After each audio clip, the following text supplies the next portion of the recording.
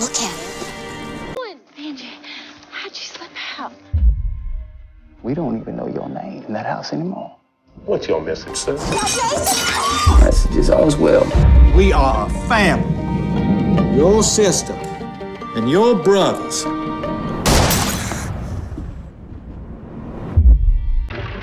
Christ, this family's bad enough without the idiot accosting girls on the street. That's enough, Jason.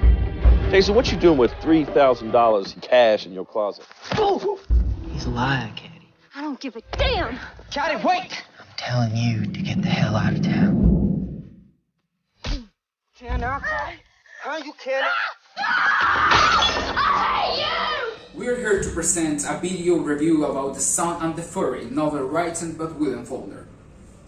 The South of the United States is in full decadence. The Civil War hit the structures that sustain it, and the old values and ideals no longer have a place to take refuge. Faulkner shows us a family that will represent that fall, the Compsons. Through the technique of stream of consciousness, the thoughts, the darkest desires, and the events of the past that will mark the characters with sinister consequences that will let the cat out of the bed.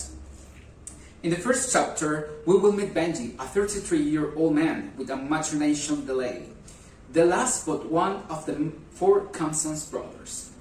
The gaze of this innocent man-child, disturbed by an environment that doesn't understand him, is presented as a challenge to the reader. The coming and goings from the past to the present, life with his sister Katie and life without her.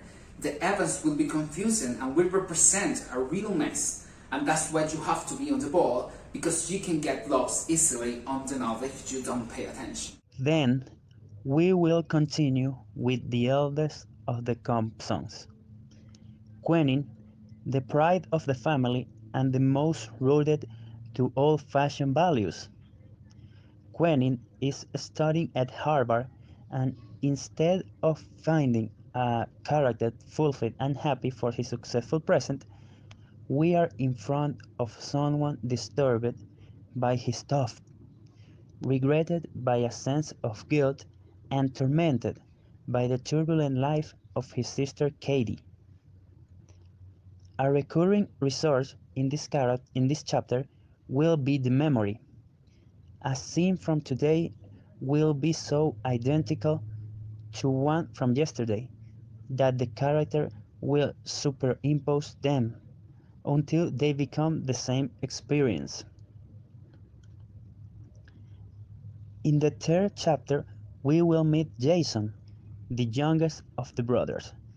This character is obnoxious, resents others for not having had better opportunities, and seeks to punish everyone around him with his cruelty.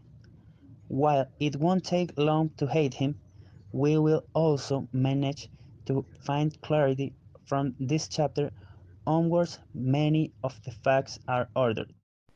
Finally, we have chartered in the person on focus an emblematic character, Dilsey, the maid who took care of the upbringing of the four Crimson Saints. Their real mother was always unable to do so due to a mental and physical ailment. Dilsey x-rayed the house and showed us what reigns. The empty space of the furniture that should have been sold, those that are no longer there. And poor Benji, who is still frozen in time. The darkness of this story pierced us and put us under a shadow. The dishonor of a pregnancy, the wearing pressure of continuing to live, treating a human being like an animal in multiple senses, and the hatred that gets them to ruin are some of the aspects that mark the fall of the Compson house, and therefore the fall of the entire South.